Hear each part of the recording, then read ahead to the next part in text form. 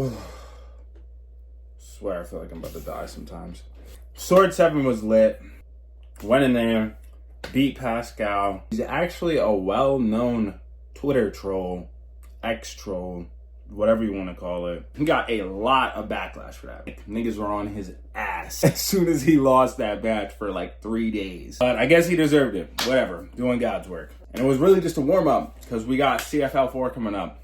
Speaking of CFL4, as soon as my footage dropped, my opponent, Isaac Taylor, pulled out of the match. They deleted the poster. My manager hit me up, was like, yo, your poster's deleted, see what's going on, yada, yada, yada. So I hit up the matchmaker. I was like, what's up? Like, what's going on? And she said, Isaac's not fighting. So I guess he's seen the footage and was like, yeah, I'm not ready for this. Which I don't blame him, bro. I got like 2 hypotheses about this guy. From the information that he has put out on the internet, this is what I have concluded about what's going on with him. Because he's extremely emotionally volatile. I'm seeing 2 extremes from this guy. 1 minute, he's literally saying, like, he said that shit in the group chat. I just want everybody to know Jesus loves us all. Lil Joey tries to get an interview, a face-to-face between me and him for our upcoming fight. And he's like, fuck off my phone, and starts tweaking. That's one hypothesis. He genuinely has some sort of like cognitive, emotional regulation issue. And that's, that happens. That happens to people. People go through shit, they don't deal with it properly, which is very difficult. Puts them in this position, which you can get out of. It's just all part of growth. It's all part of living life. Second hypothesis, in my opinion, the one that is a little bit more probable, this dude is just putting on a tough guy act, and it cracked right there. It was a crack in the armor. Because think about what I've seen, he shoves Halal at him, he fights like some shitty ass like influencer boxer before Halal Ham. I've never really seen him smile. It just looks like he's trying to keep this straight face, like this bad boy, tough guy persona, which is cool. Any publicity is good publicity. If that's the route you want to go, I have no problem with it. But, for every action, there's a reaction. For every action, there's a consequence. When you put on this type of persona, like you want to be the tough guy, the fuck off, like I don't need anybody type of guy, you have to continue to put on that type of persona. Doing this takes energy. It takes literal energy from your body that you could be using to train, post on social media, dedicate into self-improvement. It takes time and energy and focus away from you when you put on a persona instead of acting like yourself. And I'm not saying that isn't him. These are just hypotheses. Again, I don't know him personally, so I have no idea, but I'm just hypothesizing based off the information that he's put on to the internet. It takes energy away from you, and it could make you irritable, it can make you volatile, things like that, because your body, it doesn't want to do this anymore. It doesn't want to play this charade. Couple that with the fact that you have a fight with a guy like myself who is not putting on any type of persona. I feel very indifferent about every single person I have fought. I am very methodical. It's more of a mechanical, a robotic, if you will, type of approach. You are in the way of a goal that I'm trying to achieve, and I need to find the right combination, the right buttons to push to shut your body off. And at that, I'm a physical specimen.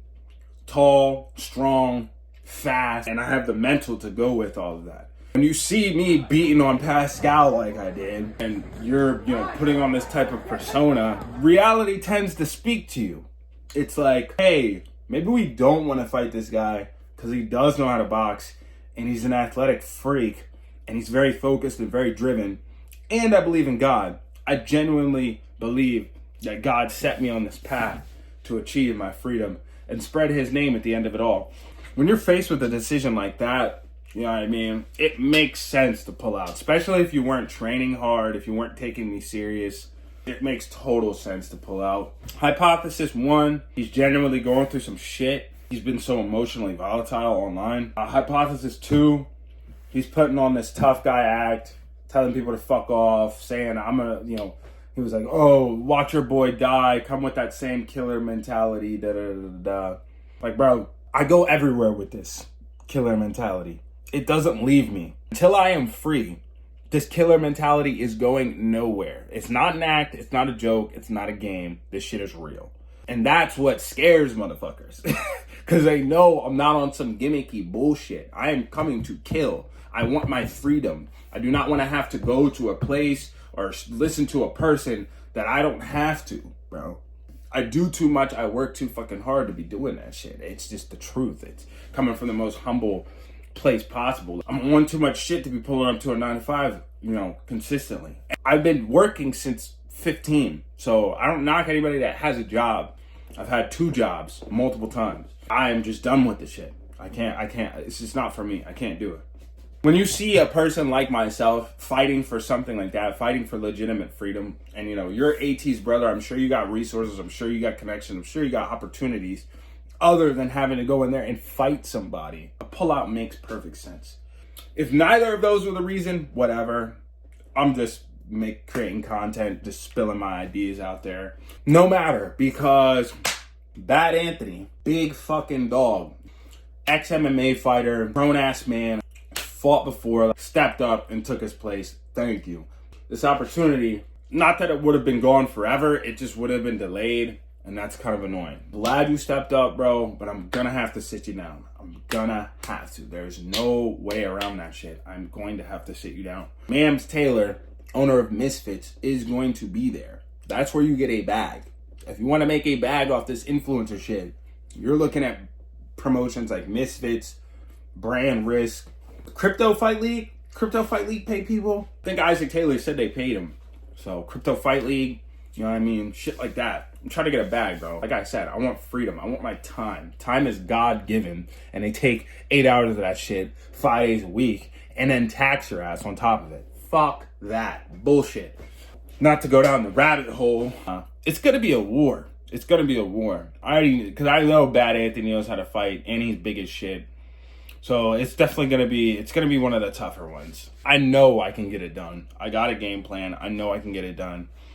And I'm about to show out in front of Mr. Mams Taylor himself. Chris Burgoon, Mr. fucking Gooner, bro. I'm about to show you how to beat this dude. Since you want to just duck off and hide in the fucking rabbit hole and shit.